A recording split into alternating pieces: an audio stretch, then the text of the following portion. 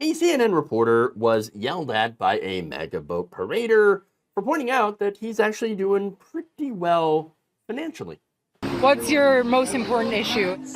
The economy, getting the interest rates down, getting it where we can afford to live in America. Right now, it's too expensive. Okay, now let me maybe ask like a slightly impolite question. But, if you can afford a boat, you're not hurting so bad, right? Because a boat costs a lot of money and it's a lot of upkeep. Listen, nobody gave me shit. I earned everything that I've got. I'm retired military, retired power plant, and I am successful and retired and with boats, jet skis, because I did it right. And everybody has that chance. Whether they choose or not, that's up to them. Oh, right now everything's so expensive. Well, you've got a boat, so you're doing okay. Oh, nobody gave me nothing. Oh, really? Oh, okay. Here's the thing. Military pension, right? That's the taxpayer rewarding you for your service. You've earned that. To be fair, it's not a gift, but it's also not something that everyone can do, can be qualified for. Look, he gets it wrong when he says that everybody has a chance. No, that's the issue. A lot of people don't have that chance. The disabled don't have that chance. Minorities often don't get that chance to be able to make a lot of money, enough money to retire and buy a boat. I mean, look, in fact, 1 out of every 2 people reaching retirement actually won't have enough money to maintain their standard of living. Yeah. And a quarter of seniors already are in poverty measured by international standards. So they're 25% of current seniors. They're in poverty. Why? It's not because they didn't make good choices. No, it's because, for example, things of rising housing costs and medical expenses, and of course, they're jobs that don't have pensions anymore. Yes, jobs have moved things like they've moved to things like 401ks instead of offering pensions. That's not something that happens anymore. But there's one senior, Robin DeLucia, who has been working since she was 14. Okay, she retired on her 70th birthday, and then says, "Holy crap! I can't afford to live." She worked as a real estate agent, a loan officer, and a mortgage processor before owning her own marketing business. What happened? She should have been able to save enough money, right, for retirement. And it turns out her health went to crap. And she ended up getting somewhere around 15 surgeries. Very, very expensive. So healthcare depleted her savings. Now she's broke. She's 70 years old, looking for work, and living in a she shed behind her daughter's house. That's not what she imagined her retirement was going to be like. And this is someone who did everything that she was expected to do. And even though she did that, unforeseen circumstances, healthcare, man, that has robbed her of her retirement. That's the real problem here. That's the real problem. It's not, oh, yeah, they just needed to make better choices, you know what I'm saying? And not get those lattes when they were younger. No. Or, stop going for that avocado toast, or, well, wasting your money on whatever. No, that's not the issue here. And by the way, robbing people of what little joys they have in their life so that they can maybe possibly retire with a little bit of dignity. I don't know. It's kind of an asshole thing to say to somebody, I guess. But anyway, in the next video, the reporter decided to push back a little bit on Mr. MAGA Boat Guy. I would never try to take anything away from you in that way. But what I'm asking is, groceries are probably a smaller part of your budget than, say, someone who's like a little worse off.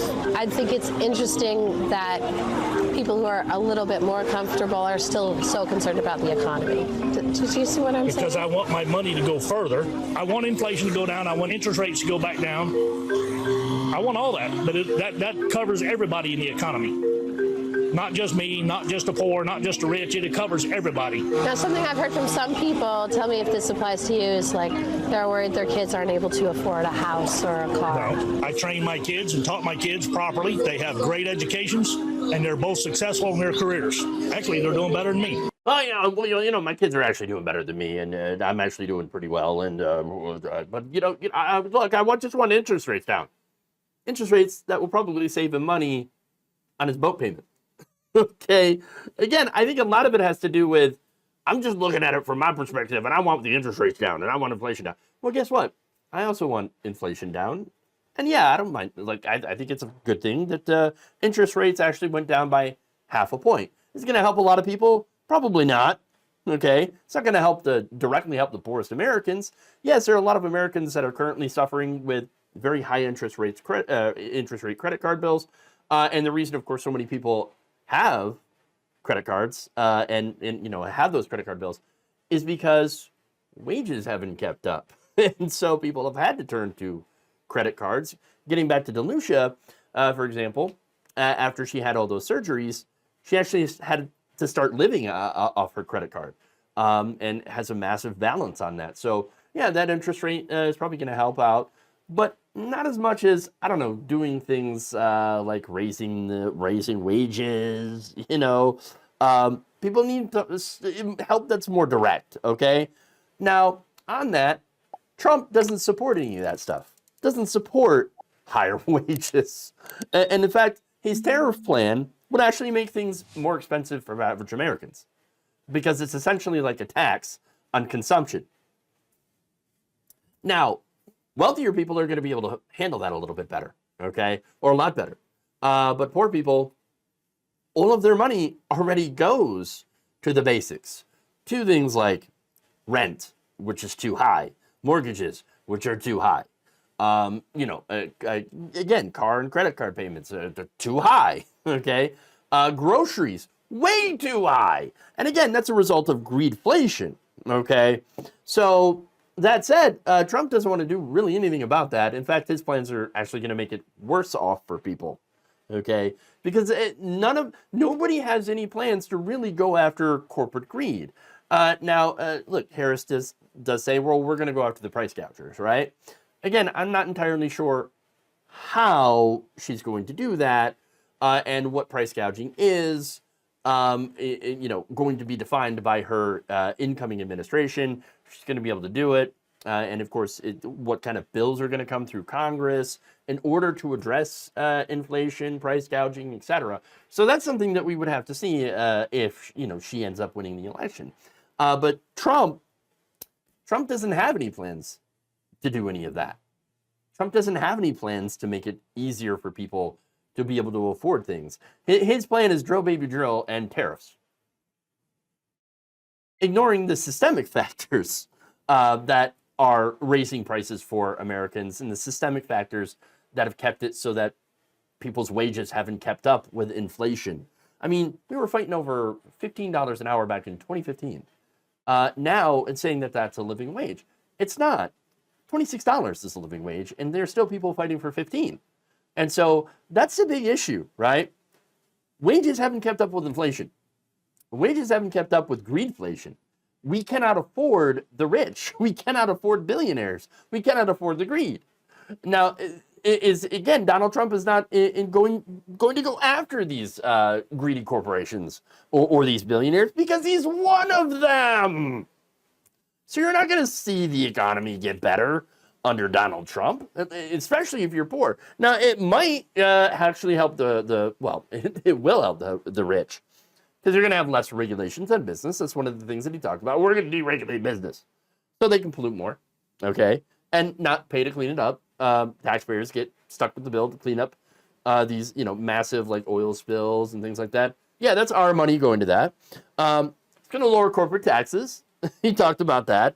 He's going to keep wages low, obviously, and go after labor. So labor unions are also going to be crushed, because you only have to look at what he did during his first 4 years. Massive amount of anti-labor rules. And so that doesn't help. That actually drives wages down, because then you don't have unions, people getting together to negotiate for higher, better wages. And so this thing, look, all that stuff is going to continue to harm average people, okay, and to make retirements like the one this MAGA boat guy enjoys impossible for pretty much everyone else. For most millennials and Gen Z, we all know we're not going to be able to retire. Oh no, not in the status quo. All right. It's gotten so bad that even Larry Fink, the head of BlackRock, I know, I never thought I'd quote that guy. He's like, oh yeah, there's a bit of a problem here. He says, maybe once in a decade, the U.S. faces a problem so big and urgent that government and corporate leaders stop business as usual. He wrote in March, America needs an organized, high-level effort to ensure that future generations can live out their final years with dignity. Now, of course, the irony here is he's kind of part of the problem. Not just him, but other investment firms that have been buying up real estate all across the country. They've been buying up mobile home parks and pricing people out. And this guy's like, you know, there seems to be a problem here. Yeah, look in a mirror, buddy. Look in a mirror. But of course, the reason he doesn't get called out by the majority of people is because of people like MAGA Boat Guy, who don't understand the realities of how billionaires, big corporations, rig the system against the average person. And they believe, literally they do believe, and he said it himself, that if you don't make it, it's because, oh, well, you didn't make good choices, so it's a personal failing. But then if you did make it, well, you're amazing. You did everything right. And you're just the bestest person ever. So smart. Even though he had, a power plant government job, a pension, okay, or government subsidized job at least, because, we have all these private fossil fuel companies that get billions of dollars every year in subsidies from the government, a pension that he got from the military and all that, all the benefits and opportunities, most of which don't exist for the vast majority of people, unless, of course, you sign up to kill people overseas. And that's really the only thing that has been kept, as a carrot to dangle in front of people, while everything else is essentially gone. Any other way of trying to make it in this world, in this country, is gone. And this guy, just absolutely clueless, doesn't understand the real problem, and unfortunately, will vote for more of a problem. Thank you for watching. If you enjoyed this video, please like, share, subscribe, hit the bell icon in order to get notified whenever a new video is released. And if you want to support independent, progressive media through this difficult time where it seems like everybody is shutting down, you can become a member on our YouTube page, you can become a subscriber on Facebook, or you can go to my Patreon. It's patreon.com/Jeff Waldorf. Thank you.